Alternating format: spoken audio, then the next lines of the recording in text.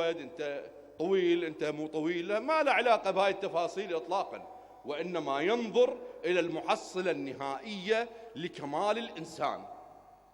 زين احنا إذا بهذه العقلية إلى الآن نمشي وراء العرافين وراء فتاحين الفال وراء الكشافات وراء ذول اللي يسمون أنفسهم روحانيين وإنما هم شياطين لا دين لهم ولا ذمة لهم، ذول يفتحون تكيات ويضحكون عن عالم ياخذون منهم فلوس.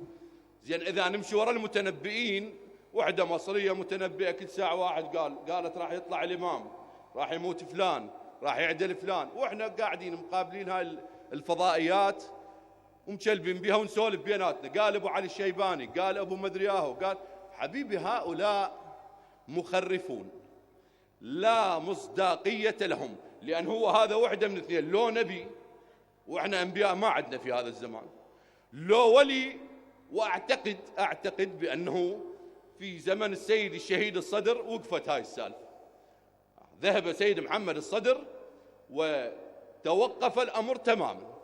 مو سيد محمد الصدر وأنا أصدق بي، وإنما أنت تجي تباوع ذولا ناس مبسطين على باب الله بمعنى من المعاني، فضائيات يأخذون منها فلوس. زين احنا خابصين المجتمع بهذا التجهيل، إذن سوف نصل إلى ما لا يحمد عقباه. فيحتاج أيها الأحبة بالإنسان أن يعرف المعرفة الحقة، وأن يسعى سعيا جاهدا لهذه المعرفة لكي يصل إلى مستوى رضا الله سبحانه وتعالى وينجو من مضلات الفتن. هو ليش يقول له إذا اشتدت بنا الفتن ما نصنع؟ يقول له الزموا هذا الدعاء. طبعا الزموا، وين الزموا؟